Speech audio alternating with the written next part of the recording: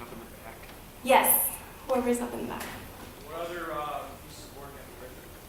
So this is my first novel, and then I have a second one that's coming out in 2019. That one's going to be less about my personal experience, but it's still going to be about a Taiwanese American struggling with her identity, because clearly I'm still struggling with that.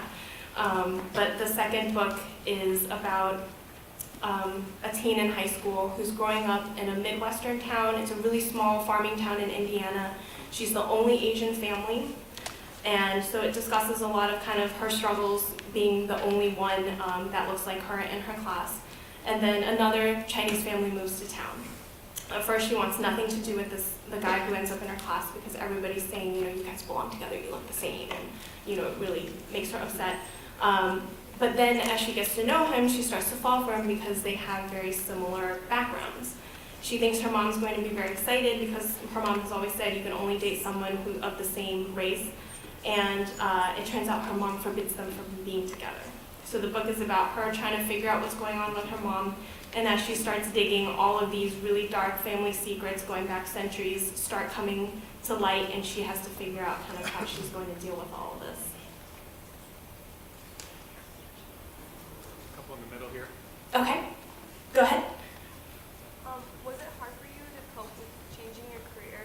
Because you felt, I'm guessing you probably felt stable, making a good amount of money being a dentist. Were you scared of being unaware of what the future holds? It was really terrifying. For the first, I would say 4 years, I was constantly questioning myself. Obviously, like you said, as a dentist, it was a very stable career. I was making good money. And it was a really tough decision, and the fact that my parents didn't approve obviously made it a lot harder. I'm lucky in that I'm married, and my husband, I supported him when he was in school, and then when we moved out here, he was happy to support me as I pursued this. But writing is definitely a really tough career to go into. You spend years writing a book before you can even start to look for an agent, before you can even publish your book, so you're putting all this time in where you're not seeing a penny.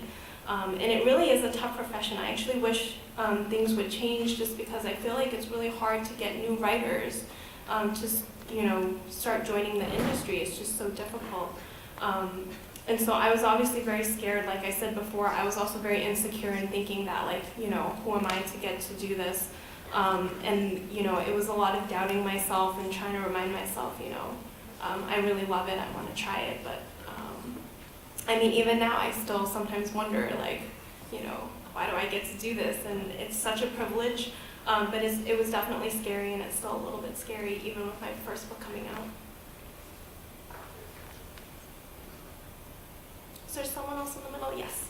How'd you meet your husband? We met at MIT. I was actually his TA. It was a little scandalous at the time, but we didn't start dating until, class ended.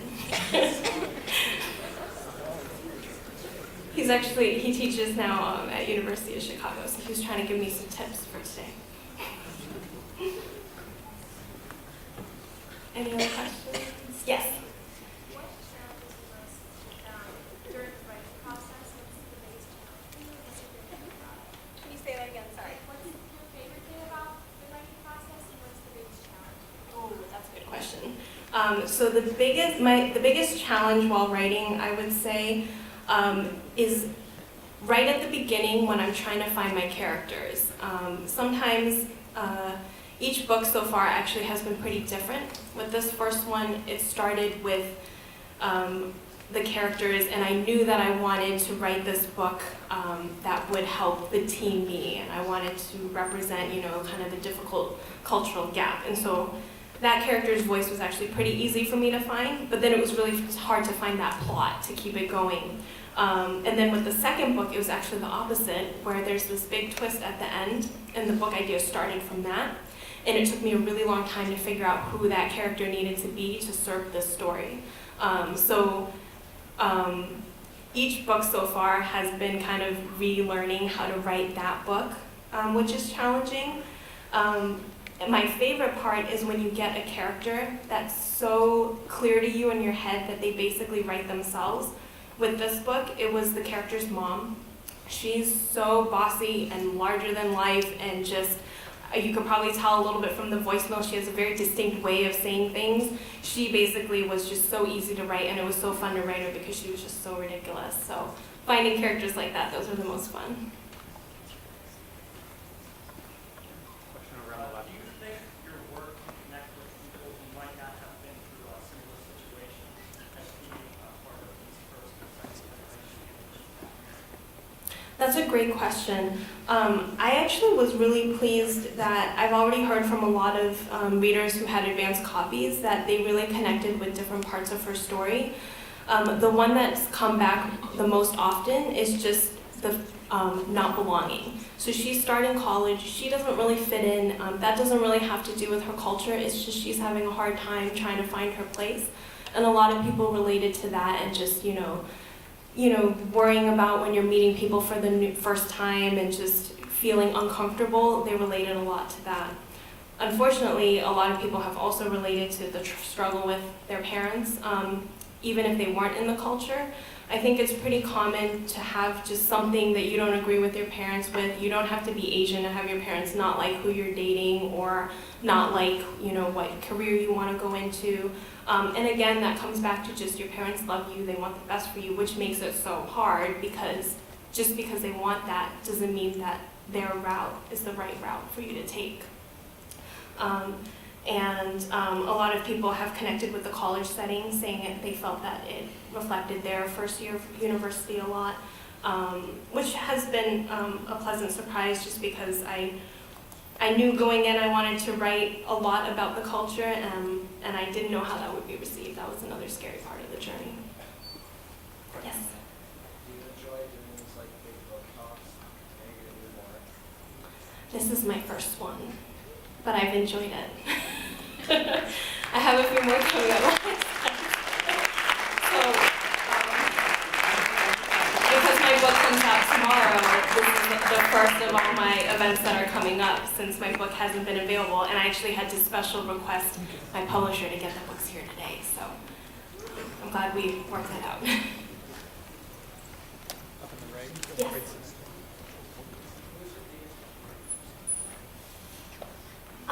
So this is a little embarrassing, but I first started getting back into reading because my friend in dental school lent me the Twilight series, and I loved it. And after I read that, I started just looking for more books like it, and really it was just, I love the young adult category. We didn't really have a young adult category when I was growing up. It was, we had like Catcher in the Rye, and we had some books that fit in there, but it wasn't as expansive as it is today. And so once I discovered that, I really loved reading. I started with fantasy, actually. I loved, I don't know if you guys are familiar with Maggie Stiefvater's books, Cinda Williams-Chima, and then I found my way to contemporary. And I love Nicola Yoon, David Arnold, Adam Silvera. I really took a lot of inspiration from these authors who were writing about their cultures, really honestly, and that helped me push forward through some of the tougher parts, because it is a little bit harder in publishing for people who are writing about different cultures and different experiences. There's a lot more obstacles in the way. And so, seeing other people succeed in writing their stories helped me kind of push through some of the doubt. Yes? What advice do you have for kids overcoming their fear, whether it be like talking to their parents or just fear in general? For me, I needed something like this book to push me to talk to my parents, and it was really scary. I remember, for me it was on the phone because my parents are back in Boston, and so it wasn't face-to-face, which actually made it a little bit easier, but I still remember, my hands shaking and just sweating and feeling horrible, and I still kind of get that way sometimes when I have to ask something else for my book. I guess my advice is just that, sometimes it can turn out really different than you think, and for me, it was really worth it. I actually wish I had talked to them a lot sooner. I feel like we could have avoided a lot of difficulty. Maybe I wouldn't have stuck with dentistry for so long, but obviously it's hard to know in retrospect, but I feel like one of my flaws was I didn't give my parents enough credit. and I just assumed they would always be, you know, so strict and they wouldn't want to talk to me about anything, and I should have given them a little bit more credit and tried sooner. So I hope knowing that, you know, it has worked out from some other people will help you have a little bit of courage, but you know, it is really hard. Maybe like one more question. Yeah, one more. The lighting makes it hard, so you can yell out too if I'm missing you. Okay, I think we're good. Okay. I know you're in a writing group with Samira, Yeah. the Shyway writers. Can you talk about the importance of having like trusted readers or friends to collaborate with or bounce ideas off? I was a really solitary writer for a couple of years. It was just me by myself in my office, and that was really hard. Having a community that you can kind of share your stories with really helps, because publishing is a very tough field. You're going to face rejection no matter who you are, from agents, from editors, and having a support system is really nice. And also just having friends who you can talk to and just say, you know, I'm really struggling with this scene, like can we talk about, you know, brainstorm and bounce ideas off of each other.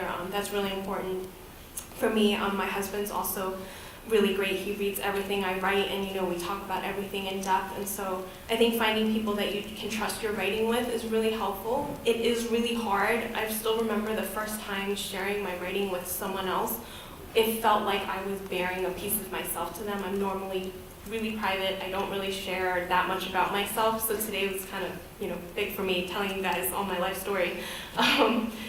But finding someone who, you know, you can talk to in depth about your writing, really, I feel like, you know, it helps you get past the harder writer's block and, you know, the tough parts of the journey.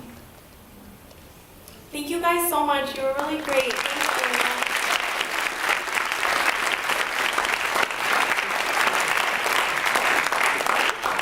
Thank you. If you'd like to get yourself an advanced book, please come on up and say hello to Gloria, or buy a book, or give her a high five, or share a story with her, please. So, thank you.